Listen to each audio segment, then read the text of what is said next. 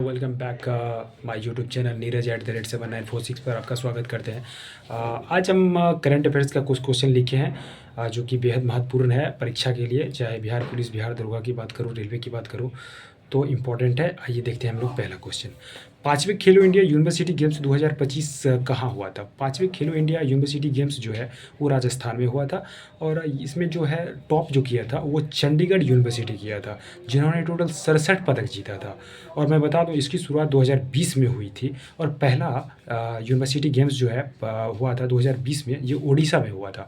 वर्तमान में राजस्थान के सीएम जो है अभी भजन लाल शर्मा है। तो नेक्स्ट क्वेश्चन हम लोग देखते हैं। खेलो इंडिया यूथ गेम्स 2025 वो था यूनिवर्सिटी गेम, यहाँ यूथ गेम आ चुका है। तो खेलो इंडिया यूथ गेम्स 2025 का आयोजन जो है वो बिहार में किया गया था और जिसमें जो है महाराष्ट्र जो है टॉप पे रहा था।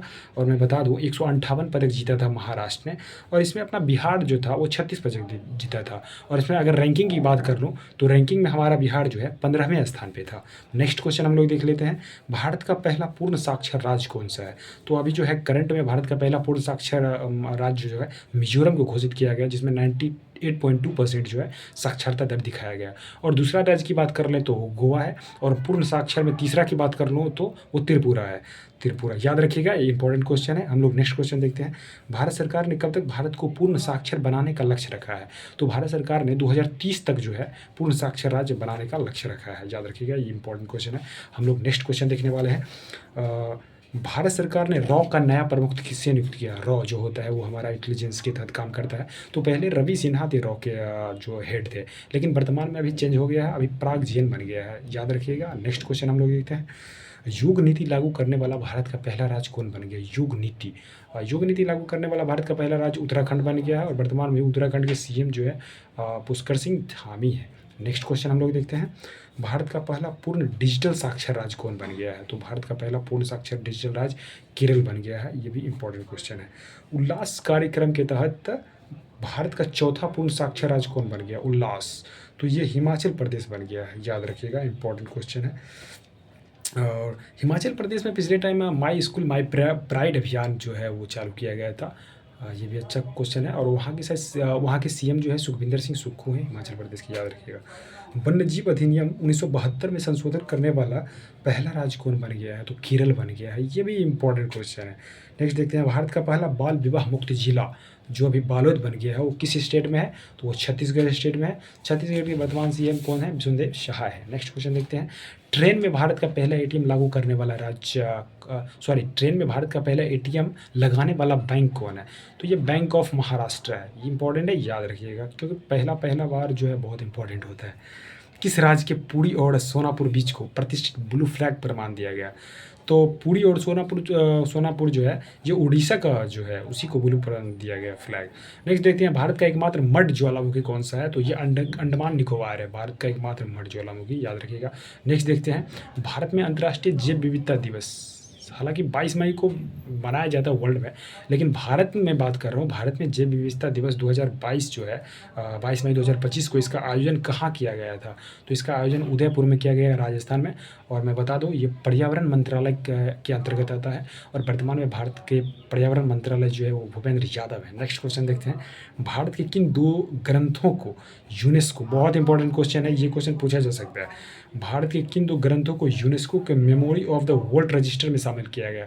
तो ये 2 ग्रंथ है हमारा नाट्यशास्त्र और भागवत गीता। नाट्यशास्त्र की रचना जो भरत मुनि ने किया था और भागवत गीता की मैं बात करूँ तो वेद व्यास ने किया था। नेक्स्ट देखते हैं।